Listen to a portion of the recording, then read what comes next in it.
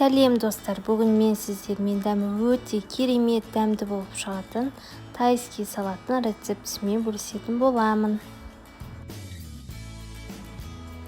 Қызанағымызды алып, видеодағыдай етіп турап аламыз. Мен 2 адамға жеткілікті мөлшерде жасадым. Рецептің толық құрамын осы видеоның астынан көрсеңіздер болады. Барлық көкөніс түрлерін видеодағыдай турап аламыз.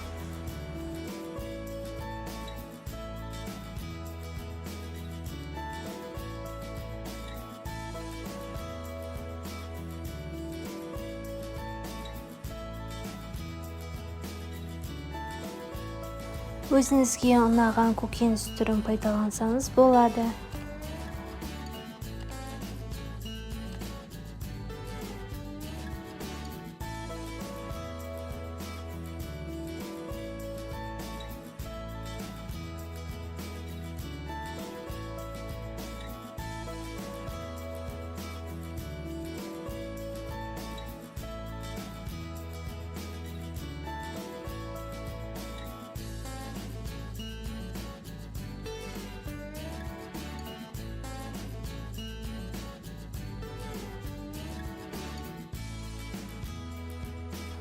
Кейін дәміне қарай тұзымызды, қара бұрышымызды, қызыл паприкамызды саламыз.